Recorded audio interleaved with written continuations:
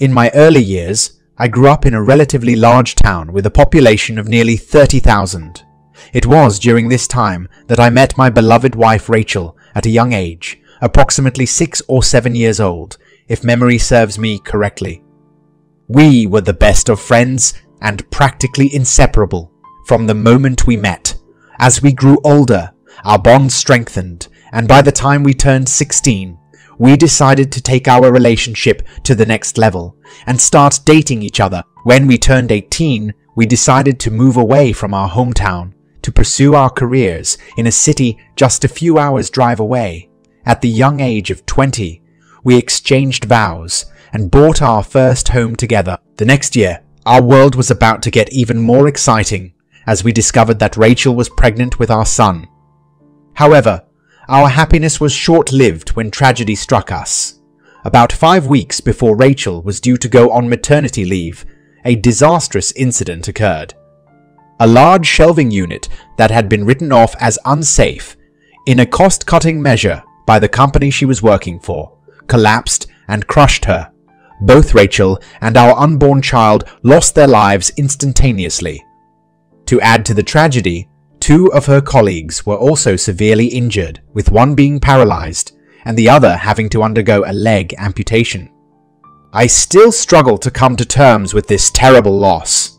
It's difficult to forgive the executives and management personnel who made the decision to cut corners and continue using old, unsafe shelving instead of replacing it, as it led to the untimely death of my beloved wife and our unborn child. After the tragic loss of my wife and unborn child due to the negligence of her company, I was informed that I had a choice in how to proceed with what they called compensation. But I saw it as nothing more than blood money. The company wanted to settle out of court to avoid a lawsuit, but I was determined to hold them accountable for their actions. However, the story took a different turn as the incident gained widespread coverage and caught the attention of several politicians. As a result, the case was swiftly settled in court, taking roughly 3 years to conclude. The payout for all parties involved was almost 10 times the initial offer made by the company. The fines imposed on the company for their blatant breaches of work, health, and safety regulations were hefty, and several executives were fired, and others even sentenced to imprisonment. Although I may share this story in detail another time, it was a harrowing experience that has left an indelible mark on my life. It was a long and challenging journey, but I'm glad that justice was eventually served. During the aftermath of the tragedy that took my wife and child, I continued working in the telecommunications field while my mother moved in with me to provide emotional support. Without her, I don't think I could have held myself together. It was during this period that I received a promotion offer, which required me to travel extensively around the state. Although the offer was tempting, I requested an office in my hometown branch so that I could take care of businesses in my hometown as well as the rest of the state. Fortunately, my request was approved, and we settled into a routine of 1 to 2 weeks in the city office, 1 week in my hometown, and 1 to 2 weeks visiting the other parts of the state. After a year of this hectic schedule, I decided to purchase a house in my hometown. This allowed me to have a permanent place to stay and come and go as I pleased, rather than having to stay at my parents' house every week or so when I was in town. This decision would prove to be significant in the events that unfolded later in my story. Fast forward about 4 years and that's where our story begins. On Friday, after returning from one of my trips, I headed to my office to check in some things.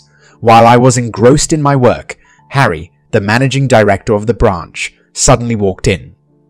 Harry and I had grown up together, but we went to different schools. However, since coming back, we had developed a strong bond of friendship. He asked me how things were going, and then, out of the blue, he invited me to a house party he was having that evening. Despite the short notice, I agreed, feeling that a few drinks with friends would do me some good. Later that night, I found myself at Harry's house party, where I was introduced to Catherine, a new hire at the branch where my hometown's office was located. As a newcomer to the town, Catherine was trying to get to know everyone. To my surprise, we hit it off immediately. It was almost as if Rachel, my former flame, was standing in front of me instead of Catherine. Despite the cliché, the chemistry between Catherine and me was undeniable, and I felt a strong connection to her. To give you a bit of background, after dating for 2 years, my girlfriend and I decided to take things to the next level, and she moved into my hometown's house. Things were going smoothly, and my parents got along with her. Even Rachel's parents were thrilled and pleased that I found someone who made me as happy as Rachel did. Everything was going great for nearly a year, but then things started to shift. Our Skype sessions suddenly became shorter, and my neighbors began mentioning how they always saw a car, similar to Harry's, parked in the back alley near my house whenever I was away. I also found clothes that didn't belong to me in my wardrobe. All signs pointed to the possibility that she was cheating, but she denied it and assured me that nothing was going on. She explained that Harry came over occasionally to discuss work-related matters but never stayed the night. Although I tried to brush it off as my paranoia, there was a nagging feeling in my gut that something was off. Despite my doubts, I continued on as if nothing was wrong. I didn't want to believe that the person I loved and trusted was capable of cheating on me, but the feeling of unease persisted, and I found myself questioning her actions and excuses more and more. The trust that we had built over the past 2 years was slowly eroding, and I didn't know what to do. After about 6 months of feeling uneasy and questioning my girlfriend's actions, I finally discovered the truth. It was a few days after I had closed a major deal with a new company, and negotiations had finished earlier than expected. Feeling elated and eager to get back home, I decided to book an earlier flight and surprise everyone. As I drove into my hometown, I couldn't help but feel excited to see Catherine and my family. However, as I made my way down the alley behind my house, some nagging part of me was curious to see if the mysterious car that my neighbors had mentioned would be there. To my dismay, my suspicions were confirmed when I arrived home to find Harry's car blocking the back entrance gate. At first, I wondered if it was just a careless neighbor parking in the wrong spot, but upon closer inspection, I realized it was Harry's car.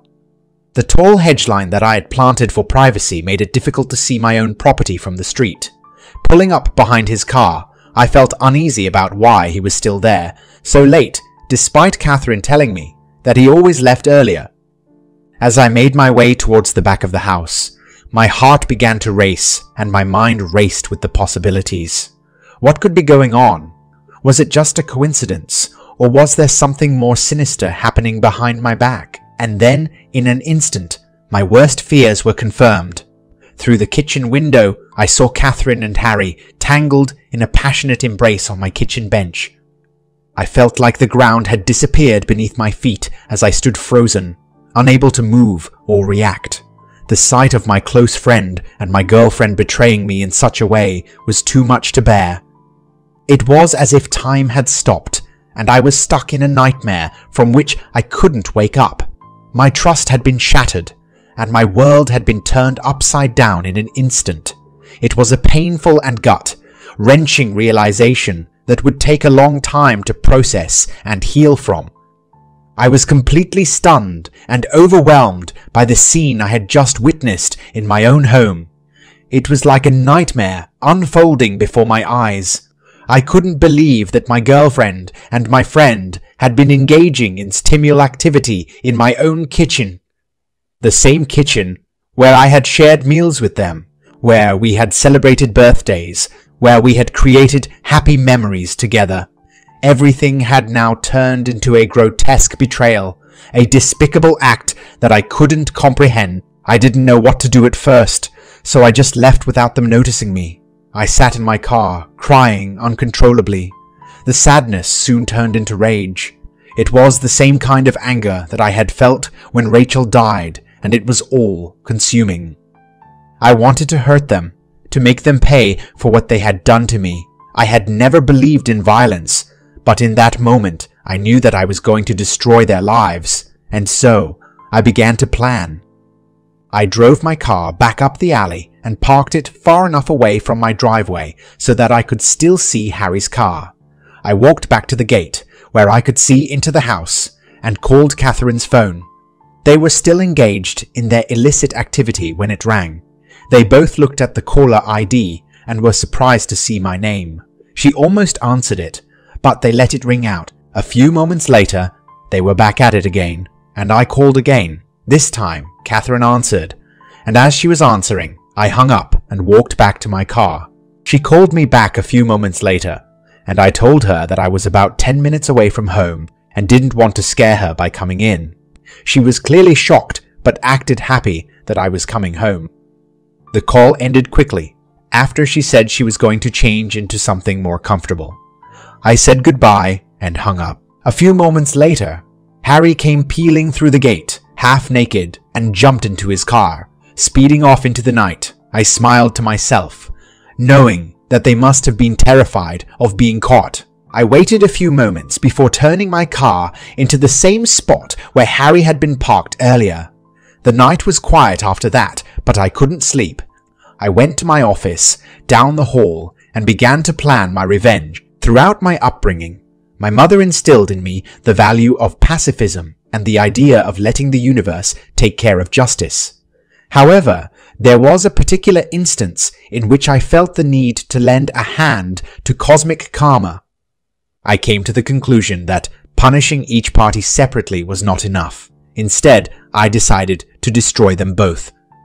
As I began to formulate my plan, I recalled a minor detail that I had stumbled upon about Harry's drug use. Though he had kept it quite private, I had accidentally come across some white powder and weed at his place. When he made attempts to cover it up, I acted as though I hadn't seen a thing.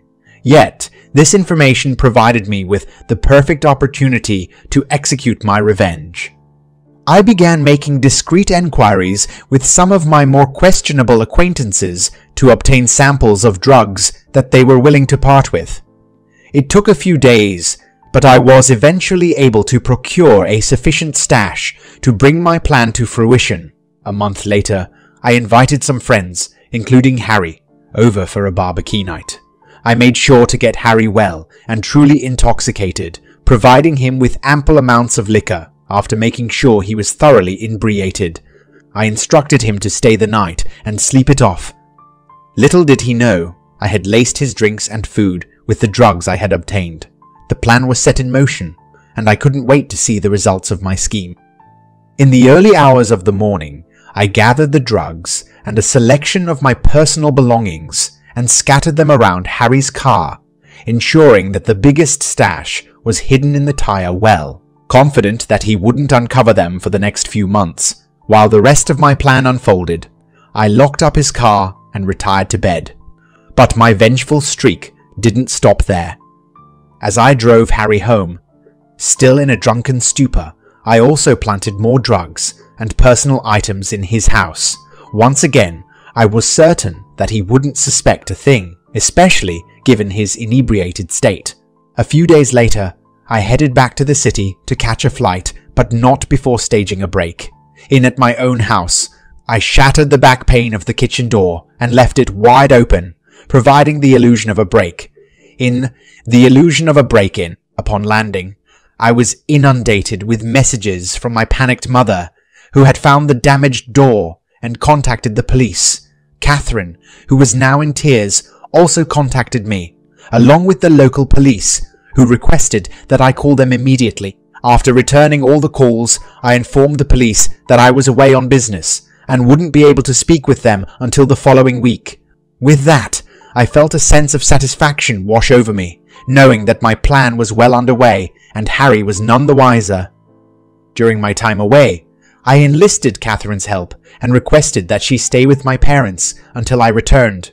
I also reached out to my father, requesting that he organize a reputable security company to install cameras and an alarm system at my residence. Of course, I waited until the police gave the green light to avoid disturbing any potential evidence. Upon my return home, I put on a show of disbelief and shock, questioning who could be responsible for such a heinous crime.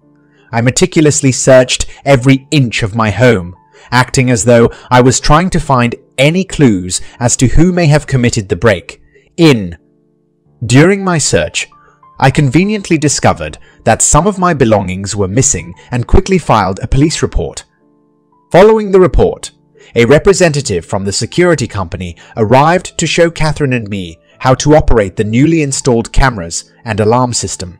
I was thorough in my questions, ensuring that I knew exactly how to use the system to its full potential.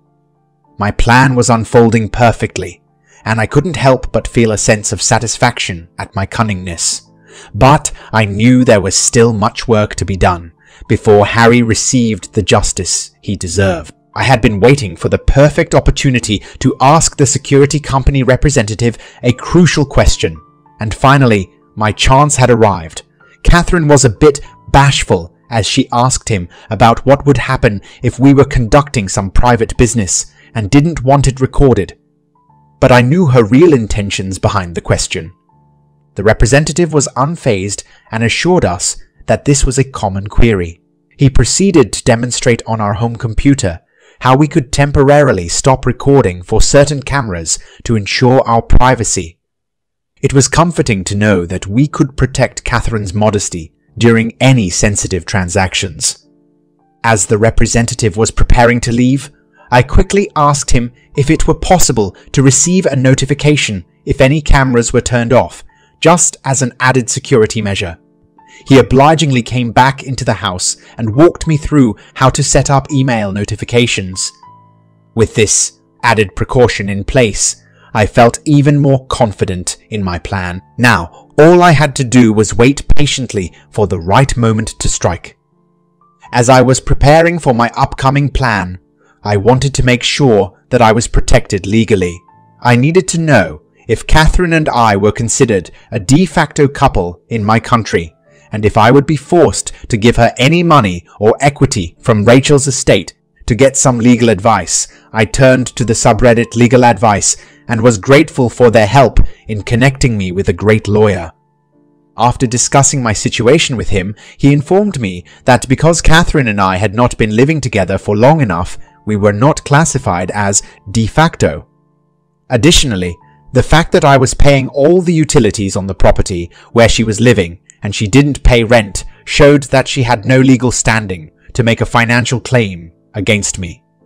Although I felt confident in his advice, I still wanted to be extra cautious, so I asked him to draw up a legal document to protect me from any possible legal issues. I felt much more at ease knowing that I was legally covered in case anything went wrong. During that week, I received great news from work. I was offered a promotion to lead the team that I was a part of in the city.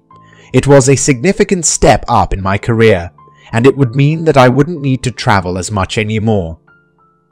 Additionally, the company was planning to have several representatives stationed in larger surrounding towns for a week or two at a time, including my hometown. This was great news for me, as I would be able to keep an eye on Catherine and the progress of my plan. Without hesitation, I accepted the offer and started the process of transferring. It would take about 6 weeks to complete, which was more than enough time to gather all the necessary evidence to carry out my plans successfully. I was relieved that my work would be more stable and that I could focus on executing my plan without worrying about frequent travel. This promotion would also provide me with more resources and access to information that I could use to my advantage. Upon returning to my hometown, I wasted no time in getting my plan underway, knowing that Catherine needed a break before the big decision I had in store for us. I approached Harry to approve a week's worth of vacation time for her and a few of her friends in a tropical spa resort. I wanted her to have the time of her life before I made the biggest decision of our relationship again. Harry was thrilled for me and gave me a big hug, congratulating me on being brave enough to take the leap again. Although I hugged him back, my mind was focused on my plan and what lay ahead. I made sure that Harry didn't tell anyone about the surprise trip, as I wanted it to be a big surprise for Catherine. I knew it would be hard to keep it a secret, but I was willing to do whatever it took to make it happen. Later that night, I broke the news to Catherine about the vacation, and she was ecstatic. She jumped up and down with excitement, like a kid in a candy store. To make sure that I had enough time to prepare for what was to come, I told Catherine that I had to spend the following week in the city for work. I explained that I had a big client that needed my attention and that I wouldn't be home until the Monday after she left for her vacation. Although she seemed disappointed at first, I promised her that it would be worth it when she returned. However, what I didn't tell her was that I had actually planned to take a 2-week vacation on the other side of the country. I needed to mentally prepare myself for what was about to happen and enjoy my newfound freedom. I knew that the moment Catherine stepped foot on the plane, the poop storm would begin, and I needed to be ready for it. Upon arriving home after my 2-week vacation, I couldn't help but feel a sense of dread and anticipation as I approached my house.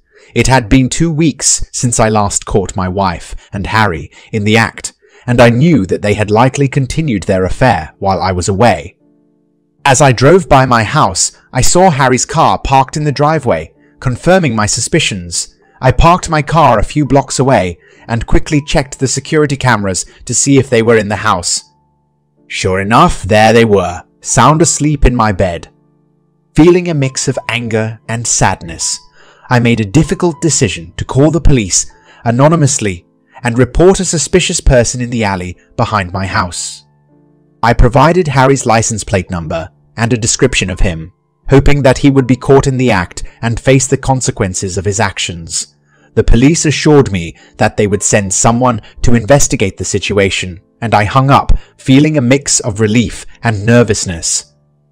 I then called Catherine and told her that I was just minutes away from home, hoping to surprise her before she left for her trip. Little did she know that I had other plans in mind. As I parked my car and walked towards my house, I saw Harry frantically running out of the back door and driving away in a panic. At that moment, a police car appeared, and I knew that my plan had worked perfectly. Once I was inside my house with Catherine, I tried to act normal and put on a happy facade for her, but inside, I was seething with anger and resentment.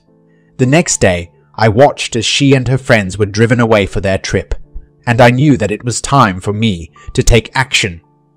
I quickly called a friend who worked as a removalist and asked him to pack up my belongings and move them out of the house by Friday. I also asked him to take certain boxes to a storage facility, which he agreed to do without question.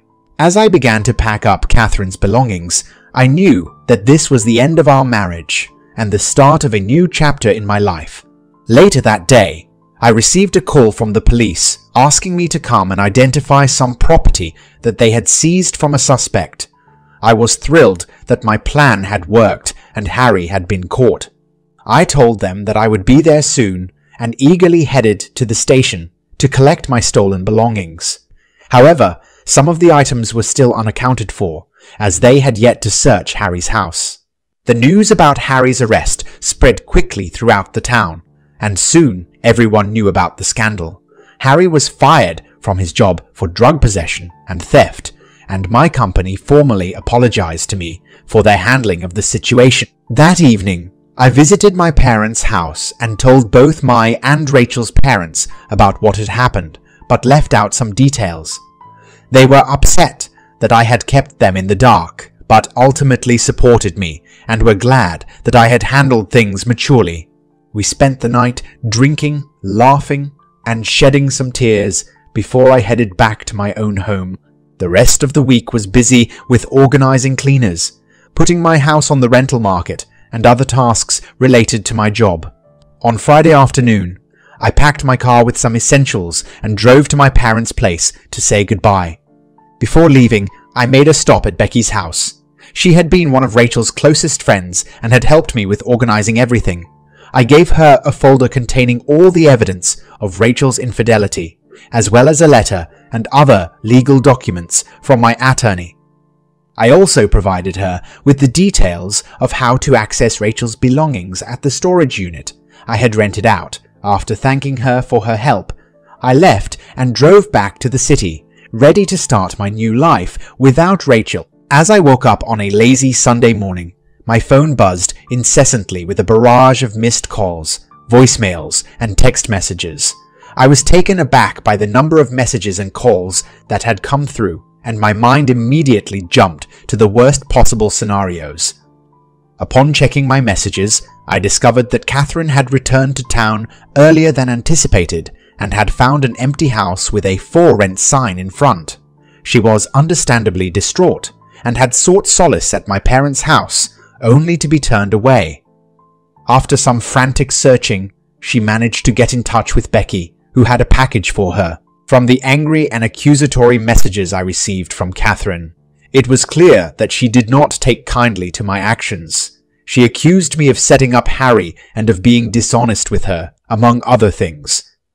Despite my worries that she might show up at my door, she never did. Now, 5 weeks after leaving town and being promoted, I write this story for you, dear reader, although it took me a few rewrites to condense the story to its current length. I believe that all the essential details are included. Update. I am writing this update to express my gratitude for the overwhelming response that my story has received.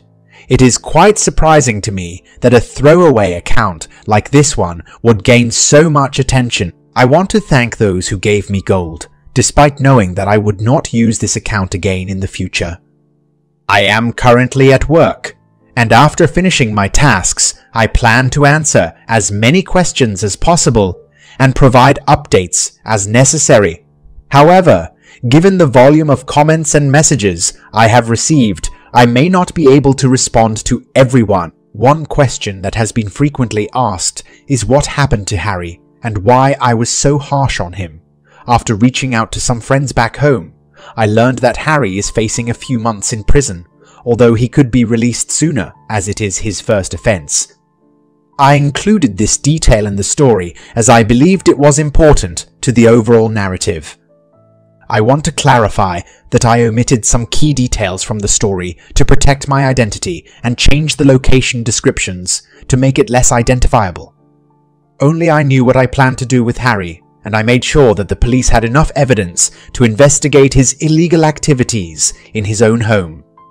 While I do not regret what I did to Harry, it is important to note that he was a childhood friend who knew how difficult it was for me to move on from Rachel's death. I have received numerous questions and comments about my previous post, so I wanted to take some time to address them. Firstly, I have to express my gratitude for the overwhelming response to my post. I never expected it to blow up like this, and I appreciate all the support I have received, including the gilding of my throwaway account. As for those of you who asked if I am concerned about Harry finding out and reporting me to the authorities, I can assure you that he is not a Reddit user. While Catherine has an account, I haven't seen any recent activity to suggest that she has been online lately. As for other Reddit users who may know me, I can't say for certain, but I have taken precautions to ensure my anonymity. Some people have also questioned my actions towards Catherine, and why I didn't do more. I want to clarify that I almost kicked her out after a few days, but I wanted to gather evidence and show proof of her infidelity to everyone she knew. She is a well-known socialite, and I knew that exposing her would ruin her reputation. I don't have any recent information on Catherine's whereabouts, but I have been told that she recently moved to another state after being transferred from her job. The rumor mill in town caused quite a bit of backlash against her, which led to her being put on administrative duties before her transfer. There have also been concerns raised about the legality of my actions towards Catherine, such as moving her belongings out and sending her and her friends away. While I can understand why some people might view my behavior as a dick move, I want to clarify that I had every legal right to do what I did. During the time she lived with me, Catherine never updated her personal information to reflect her new residence, which I found out while consulting with my lawyer and Religal. Since we didn't meet the de facto status, and I had no concrete proof on paper to show that she was living with me, I was able to take the actions I did without fear of repercussions. Finally, there are those who doubt the authenticity of my story and accuse me of being a karma bish or a sociopath. While I understand that everyone is entitled to their opinion, I want to reiterate that I am not here to change anyone's mind. I shared my story for the sake of sharing, and if people don't believe me, that is their prerogative. As for the malicious compliance story I shared earlier, it was indeed true and made national news coverage shortly after. I only edited the basics of the conversation because I couldn't remember all the details. If I ever come across the article, I will be sure to share it. Stop. Before you continue, remember to like and subscribe if you like the video. Everything helps for the algorithm.